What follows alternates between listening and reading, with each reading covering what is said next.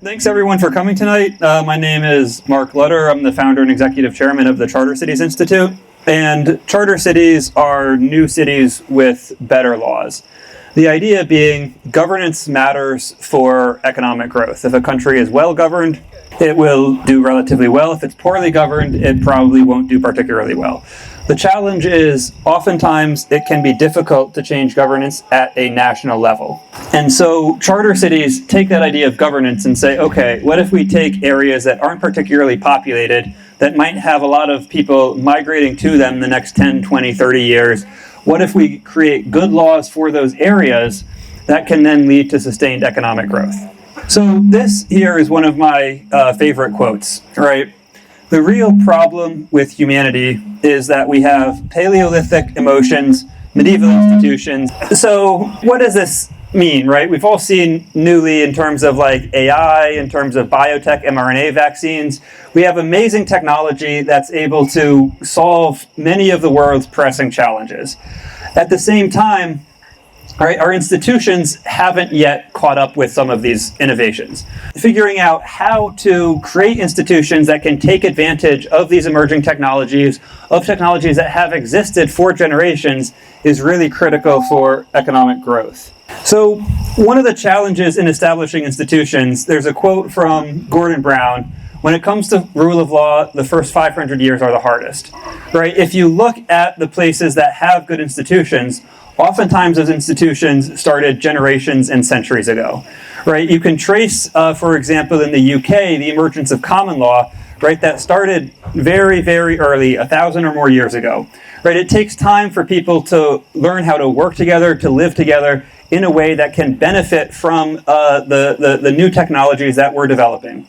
And part of the challenge is, right, how do you start collapsing that time? How do you jumpstart it so it doesn't take hundreds of years to kind of get to those institutions?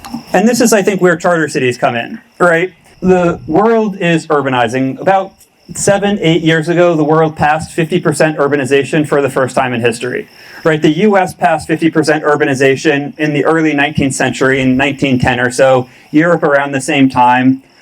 China, for example, passed 50% urbanization probably in the mid-1990s, maybe early 2000s. And this presents both a challenge, right? When you have billions of people moving to cities, you need to build infrastructure for them. You need to create healthcare systems, education, all of these very complex tasks. However, it's also an opportunity, right? When people move to cities, they become more productive. People benefit from being around other people. They can get more specialized. Ideas flow a little bit more easily, and that creates the technology, that creates the ideas that really drive our economy forward.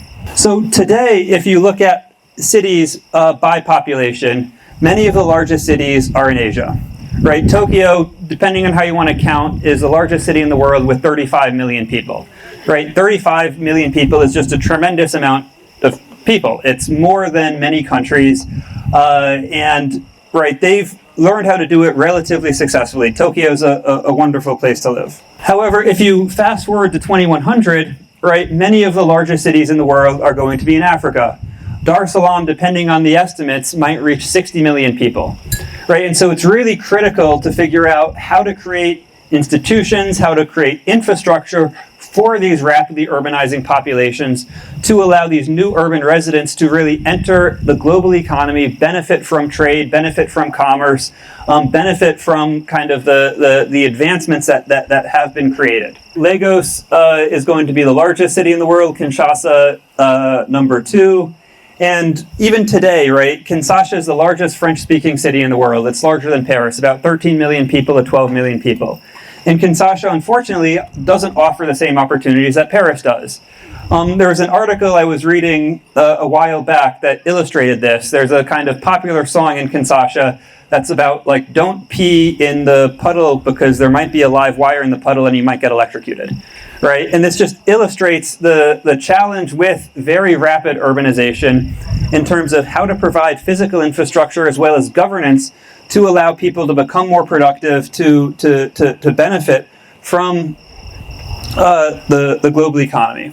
So we can think about, right, creating these governance around several dimensions. There's the legal dimension, the fiscal dimension, and the technical dimension, right? The legal dimension is just what are the laws on the book? The laws on the book matter, right? Can you easily start a business? Can you easily hire people? Can you easily invest? Is there efficient dispute resolution in case people get in a dispute and you can resolve it peacefully? Part of it's fiscal. One of the challenges in many African cities is that the cities themselves are unable to issue bonds, right? If you think about American cities, European cities, the cities finance their own infrastructure. They say, we need a new road here, we need a new school here, right? They'll issue bonds and say, okay, we need $10 million, $100 million, we'll pay this back over a period of time and the bond markets are established, right? There is a legal infrastructure that allows that to take place. Many African countries basically only have taxing authority at the national level, not at the city level. So when the cities need to provide new infrastructure for rapidly growing populations, they don't have legal mechanisms to get capital to provide that infrastructure. They're dependent on the national government. A third is technical. Right? Are there engineers? Are there architects? Are there urban planners with the skills to handle these rapidly urbanizing populations? Yeah, I just went over this in terms of, right, the cities having the ability to set and collect tax rates to access international capital markets. If you look at the numbers, they've raised a substantially lower amount than most American cities. And if you, right, African cities are estimated to add about 1 billion new urban residents over the next 30 years, right? These new urban residents need places to live, they need infrastructure, parks, roads, and having the ability to attract and deploy capital to meet their needs is really critical for these cities. Another challenge is just the income levels at urbanization. When the US hit 50% urbanization, per capita income was about $7,500. Right? That means a much larger tax base. That means an easier ability to kind of deploy resources for these growing cities. South Korea, when they hit 50% urbanization, their income was lower than the US, but it was still about $4,500. Right? That allowed them the capital necessary to build subways, to build roads, to help meet that rapidly urbanizing population.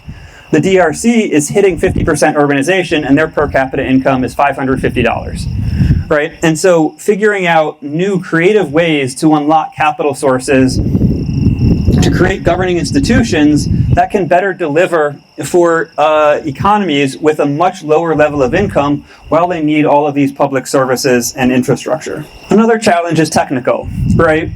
If you look, Africa, for example, has under one urban planner for every 100,000 residents, every 100,000 people. If you compare this to the US and UK, right, it's over an order of magnitude below.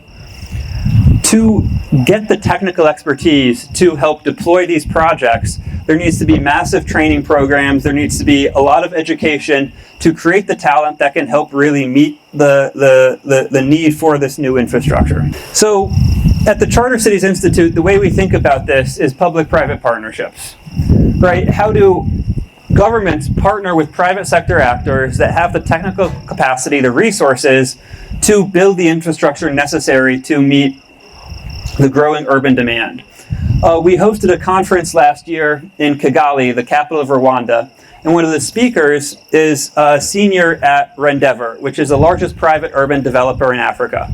Their flagship project, Tatu City, is 5,000 acres outside of Nairobi that is built that has over 20,000 people living there and is a paradigmatic example of what a public-private partnership can look like, where a private sector provides infrastructure, provides housing, provides opportunities that unfortunately governments are sometimes unable to provide for themselves given the constraints that they face. Another part of this that interests me is talent attraction. Right? If you think about human history, some of you might have heard the term progress studies. Historically, progress has come disproportionately from particular places in particular times. We all know about ancient Athens. This is an image of Florence. One of my favorite stories here is the dome. When they started building that dome, they didn't know how to build it. Right? They did not have the technical expertise. It took them 150 years to actually complete the structure. But it was growing, they were optimistic, and they created basically a prize system to allow people to compete until one of them figured out how to actually build that dome. You have the Dutch Golden Age, you have turn of the century Vienna. All of these places, right, managed to, one, create local talent, and then two, attract international talent. And this kind of vibrancy, this openness, created a legacy both in art, in philosophy, in science that's still with us today. So what are some of these ingredients to talent creation? What are some of these ingredients to create these hubs of progress? Right? One is openness. You need to be open to new ideas. If you have a government or if you have a culture that's very resistant to ideas, that's very resistant to change, you're not going to create a center of progress. Right? You need to cultivate local talent and you need to attract international talent.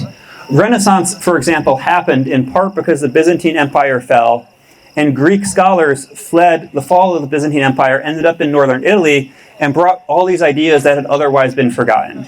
Right? So how do you pair that kind of local cultivation of talent with attracting people on the bleeding edge internationally? These hubs historically have been parts of important trading networks, right? That one, if you're dependent on trade, right, that forces a sense of openness because you need to trade with people who might be culturally different from you, who might have kind of alien rituals, but you get that openness, you get that acceptance because, like, hey, there's money to be made. You need a degree of excess wealth that can go into people building new ideas, people building new institutions. Everyone's familiar with the Medici in Renaissance Italy, who became major patrons of arts, of ideas that really helped drive things forward. And so Eva spoke a little bit about Zanzalu. For those who don't know, I'll give a slight overview. Vitalik Buterin, who was here recently, he's the founder of Ethereum. He created Zuzalu last year in Montenegro. It was a 2-month pop-up city. What that meant is that he got about 200 people to come in one place for 2 months, and about 100 residents would come in and out each week. Right? And so each week had kind of a different theme. There was one theme on AI, there was one theme on charter cities, there was 1 week on longevity. And so you get a bunch of extremely smart, talented people who were there for 2 months, and then people would come in and out every week. And what this did was it kind of demonstrated it is possible to attract very talented people in kind of a new environment and create a culture of openness, a culture of just like casual conversation, where you feel comfortable walking up to anybody, even if they're a stranger, and saying, "Hey, like, what are you doing today? Are you going to this talk? Do you want to go on a run? Whatever," right? And creating that sense of openness, that sense of identity, that community. Zanzalu is basically a spin-off of this event. Vitalik decided after last year to basically say, let's decentralize. Let's let 1,000 flowers bloom. People can kind of create their own small events modeled on Zuzalu. There have been a handful of other ones, one in Honduras. There's one happening in a few days in Northern California, and there's a few more that are planned for the rest of the year. We chose Zanzibar in part because we believe it has these kind of ingredients to become an emerging hub.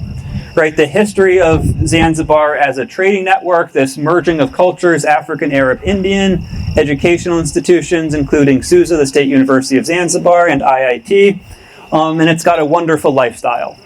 So kind of by figuring out how to cultivate local talent, how to attract international talent, how to create a culture of openness, of idea exchange, of collaboration, can really help lead to, I think, really interesting things happening here in Zanzibar, and that's what we hope to kind of be a part of. So another one of my favorite quotes, Daniel Burnham. Daniel Burnham was an architect in kind of late 19th century, early 20th century America, and make no little plans, they have no magic to stir men's blood. I think this is important because when you're embarking on very ambitious projects, building cities, kind of creating hubs of talent, being bold is good. It helps attract people who have that boldness, who have that openness. Getting that collaborative energy allows for you to plant the seeds that hopefully over years and decades can really grow into something meaningful. Anyway, that's me. If you have questions, we'll have a question and answer period, and that's my email if you want to get in contact otherwise. Thank you.